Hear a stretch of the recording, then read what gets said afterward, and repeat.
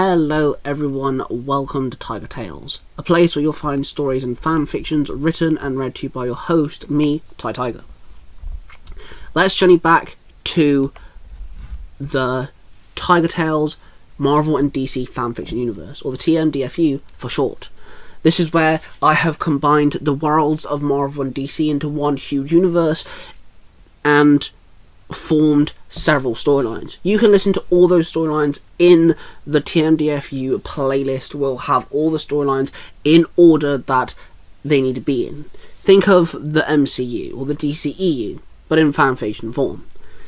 Let's dive in today's storyline, where we're journeying back to War Against Gotham, where Robin, the new Robin, aka Alex Andrews Jr., has been publicly shamed for tackling a police officer, whilst the entire city watched via the news. Now he is public enemy number one. So let's dive back in with Robin and the new altered Bat family, with Nightwing as the leader, and find out what everyone's been up to. With War Against Gotham, Chapter 2, Call a Doctor.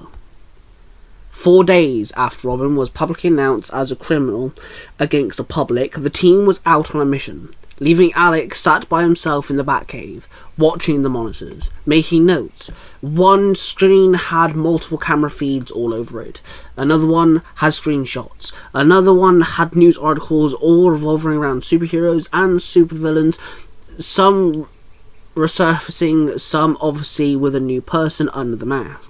The main 4 places were Los Angeles, New York, London and Gotham, but the locations did come from all over the world. Alex made a note of a new Spider-Man, a new Ghost Rider, a group of mutants getting paid for odd jobs. He tried to research on the new mysterious white-hooded figure in Egypt when suddenly Alfred cleared his throat behind him, announcing himself. Alex turned around to face Alfred. Master Alex, I thought I would let you know that the team have indeed made contact with the gang who keeps selling weapons. Master Dick will make contact when the warehouse is cleared.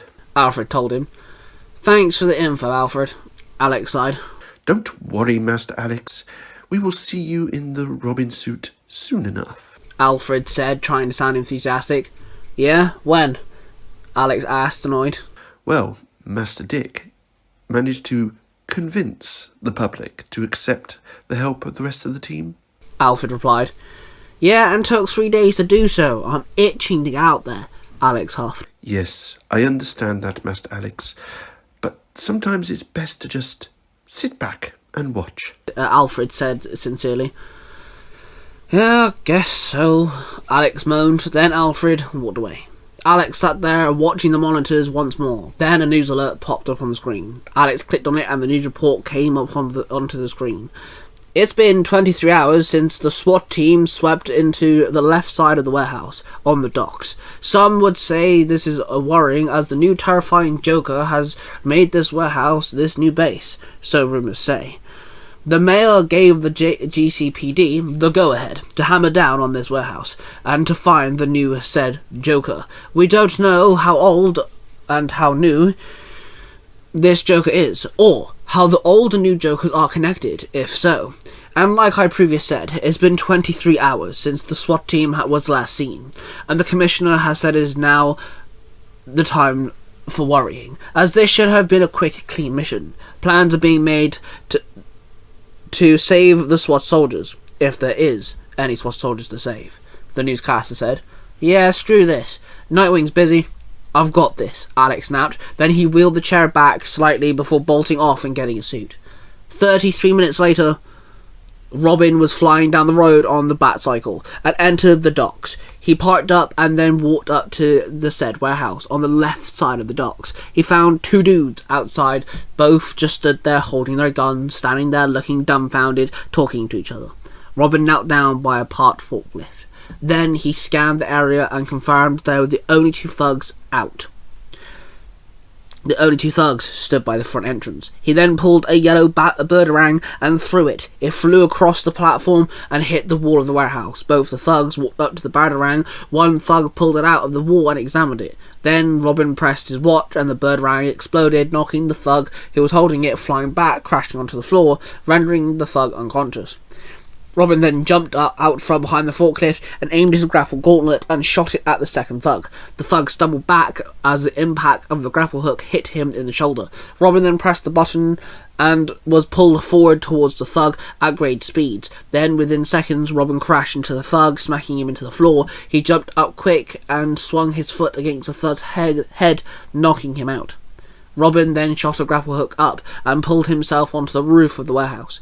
He crept across the roof ever so quietly and found the skylight. He laid down and looked through the window, peering into the warehouse itself. He saw the SWAT soldiers all tied up, their hands tied behind their back, their ankles bound together, and all of them on their knees, their mouth gagged and their eyes blindfolded. A few thugs surrounded them. Some stood, some grouped up chatting, some sat eating. At the end of the warehouse was a strange figure sat on a makeshift throne. He was smartly dressed in a black suit and wore a tie, smart black shoes upon his feet. He wore big black and dark burgundy trench coat and black gloves. His hair was long but spiked up with red and white tips. His face was covered with white makeup, black paint around his eyes like a panda, and a red smile was painted over his mouth, extending over his cheeks, resembling the original Joker.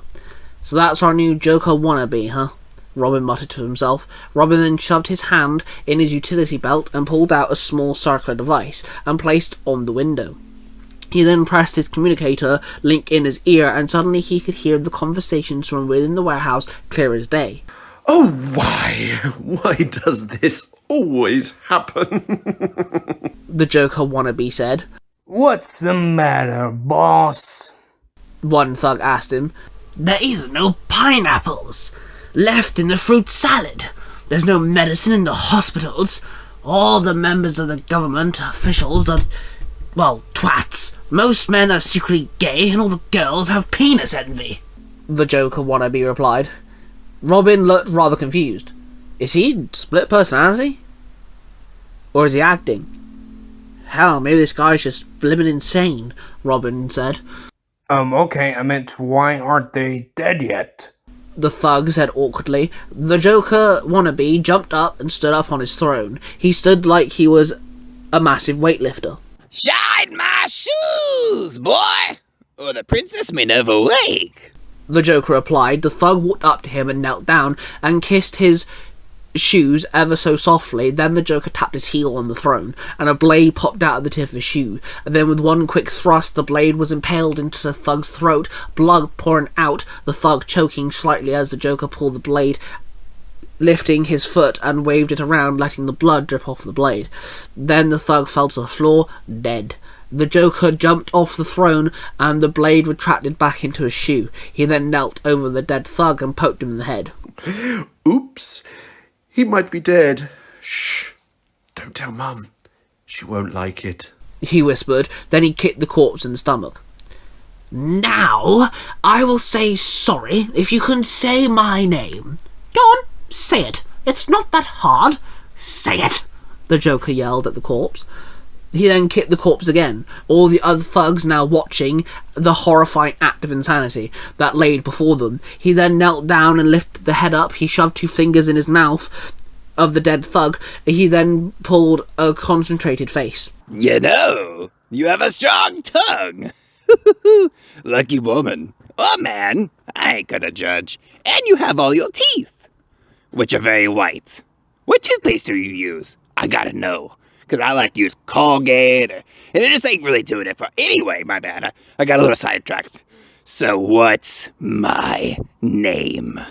The Joker copycat looked at the thug with a grin, like how a mother would look at a well-behaved child. Then he let go of the corpse and jumped up. He started strutting across the room. He looked at all the other thugs, drilling his gaze into them, looking at them, shifting their space as they started feeling uncomfortable.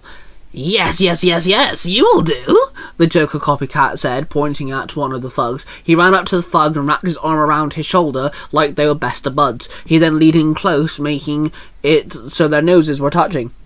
So, do you know my name? He asked the thug. Dr. Dead, the thug responded.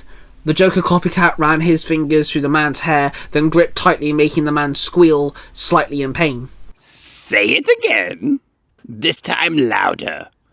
Alice in the back can't hear you. He muttered to the thug. Your name is Dr. Dead? The thug called out. Yes. Let all of Gotham, Kenya, Whoville, and every corner of hell know it. Dr. Dead yelled out in glee. Dr. Dead? Robin whispered to himself, confusion running through his mind. His mind now running wild. Robin looked down at his watch. Alfred was trying to call him. He pressed the screen, hanging up the call. He then looked through the window again, now watching the known man as Dr. Dead. Hey, I know you've been enjoying what you're listening to. Please insert name of show here. And if you've been enjoying that, come on over to the Zero to Hero podcast, where Billy and myself, the Balkan School of Podcasting, go through and examine all kinds of things like 90s nostalgia, the moon landings, historical plots, assassination attempts, and, weirdly enough, genetics. Come on over to the Zero to Hero podcast if you want to talk about weird things. In the Batcave, Alfred sighed as the line disconnected. He looked at Nightwing, who stood there glaring at him. He had returned from his mission a few moments prior, but found that Alex was nowhere to be found within the Wayne Manor walls, and the teen boy was grounded to the Wayne Manor, and its grounds till further notice, and it was the weekend, so there was no school. Alfred, where is he? Nightwing asked sternly. I'm sorry, Master Dick. He was here when I left. I did some of my duties, returned with some tea, and he was gone. Alfred replied, feeling bad. Black Canary was at the computer. She typed away for a minute, then she walked over to Nightwing and Alfred. I think I figured out where he is, Black Canary said. She then pressed the holographic table and a hologram of the city appeared and a red line going right through the city and ended at the docks with a bleeping light at the end. He took the bat cycle. I tracked it to the docks, Black Canary told them and looked at Alfred and Nightwing. Master Dick? Alfred said worryingly. I know what the rumors say, but I gotta be realistic. Nightwing stated. Black Canary looked rather puzzled. What rumor? She asked. When we found an old abandoned hospital deep in the graveyard, known as Arkham City. Alfred replied. It was the last location Joker went to before Union Day. Joker's autopsy confirmed he had an operation a few days beforehand. Something was removed, and we think it was put in someone. Nightwing told her solemnly. What was it? Black Canary asked, slightly grossed out. Nightwing did not respond. He just pressed the holographic table, and the hologram disappeared. Then both heroes started walking towards the wing cycle. Master Dick, shall I call Master Harper? Alfred asked. No, he's busy with Lance. They are trying to find more information on Bane. That is just as important. We got this. Nightwing replied. As he revved the cycle, then he gave Alfred two-finger wave, and then sped off on the wing cycle, with Black Canary sat behind him, her arms wrapped around his waist. Robin was still listening to Dr. Dead when Dr. Dead started swinging around a crowbar aimlessly. Hakuna Matata! Is a phrase that makes no fucking sense. Dr. Dead blurted. One thug approached Dr. Dead slowly and awkwardly, not knowing exactly what to do with himself. Hey, boss, we was thinking about getting some grub. You know, maybe some BLTs or something. You want anything? The thug asked. Oh, food. Yes, bacon is yummy. Lovely cooked pig belly. Yummy in my tummy. But not my favorite part, no. My favorite part of the pig is... Dr. Dead replied. He cut himself off as he ran up to the SWAT soldier and swung the crowbar against his skull, blood exploding from his temple. The SWAT soldier dropped to the floor. Dr. Dead swung the crowbar down on the SWAT's head over and over and over, his skull breaking and caving in, blood splurting and exploding after each swing. The SWAT soldier laid there lifeless now, his brain now a pile of mush. Dr. Dead walked up to the thug. The brain, he said through a short breath. Robin jumped to his feet, horrified, yet determined to jump in and save the others. Don't even think about it, Nightwing said as he landed on the roof with Black Canary. "Ah, god damn it," Robin muttered. What were you thinking? What if you were seen? I only now got the public's okay with me running around. You're still being penalized. Nightwing barked. We just want you safe, that's all. Black Canary told him gently. It came up on the news feed. It's him. It's the copycat, Robin told them, gesturing the skylight. Both Nightwing and Black Canary peered through the window and looked at the terror that laid await in the warehouse. Robin, go home! Nightwing ordered. Hell no! Robin snapped back. Nightwing walked up to Robin and grabbed him by the shoulders. Robin could see even through the mask. Nightwing was worried. Robin, argue with me any other time, but this one time, stop acting like a child and listen. Go home. Now! Nightwing said sternly. In the warehouse, several thugs grabbed some guns. One walked over to Dr. Dead. Boss, something's on the roof. We're gonna go check it out. He told Dr. Dead. No need for that. Seems like my plan worked, after all. Dr. Dead grinned. What's that, boss? The thug asked. Someone tell NASA that man has served his purpose. Dr. Dead muttered. He pulled out a trigger button from inside his trench coat and several small squares all lit up on the ceiling. Huh? Are they explosives? The thug asked, shocked.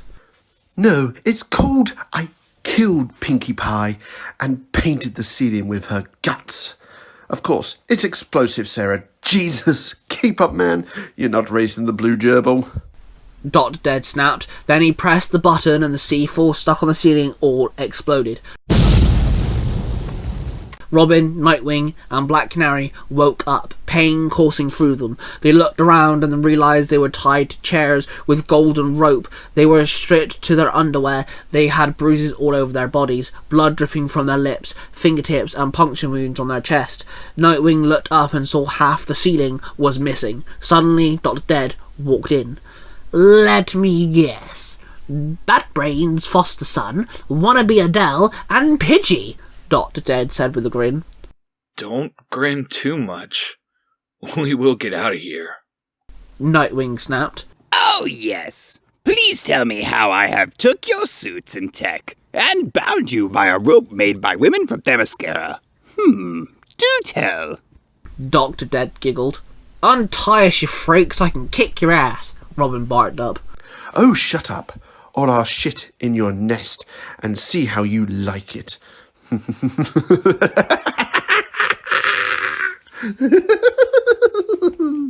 Dr. Dead snapped back, gesturing his head around his warehouse. Back in the Batcave, Alfred sat at the computer, tapping his foot. He looked at a long list of people that he wished he could call and ask for help. He knew he had to do something. Something happened, the communicators had been disconnected, but Alfred sat there knowing that none of them would answer. He started to worry. He remembered the promise he made to Bruce to protect the family. Alfred clicked on Arsenal's number once more, and the computer started calling him. It rang, and it rang. Hey, this is Roy. If I haven't answered, I'm either sleeping or I don't want to talk to you. So leave a message and I might get back to you. Roy's answering machine went on. Alfred sat there in the chair in the slump. Now, what can I do? Alfred said to himself. Then he remembered. He did have one friend who might be able to help him. He found his number and put it into the computer and called it. Alfred, my old friend. What do I owe this pleasure? Hello, Mr. Pocket. I am in need of your assistance. Dick. He is in trouble. Alfred replied. Why, of course, Alfred, we can help. I'll send my boys over as soon as possible. Please, give me all the details you can, said Mr. Pocket. Then Alfred told Mr. Pocket everything he knew about Dr. Dead, the base of the docks, and the fact that there was only not Dick and Dinah, but his new Robin, Alex, was also there, and all three of them could be possibly in trouble. And there you have it, guys. We have War Against Gotham, Chapter 2. Now, I just want to say, I played around with the Dr. Dead character, and he has 3 voice actors. One is Jay, who you would know in Mutants for Hire. He's also got his own Power Rangers storyline, which you should go check out which is actually really good. Link will be down in the description down below. And Mark, the Red Cornish Ranger, who's also voicing Alfred. I played the third voice of Dr. Dead. Nightwing voice was brought to you by Cosplay Dude 637. Black Canary's voice actress is Hugs, and Arsenal's voice actor is A Crown. Go check out everyone I just mentioned, and everyone is so helpful and so good, and I think you should go check them out. War Games Gotham will be a continuation storyline with the rest of the Marvel and DC storylines that I'm doing, and like I said in the beginning, they are in one playlist, so you can listen to all the Marvel and DC storylines in the continuation that it should be, similar to the MCU and the DCU, but in fanfiction or audio drama format. Go check out everyone I mentioned. Also check out Zero to Hero, as they are a big supporter of mine.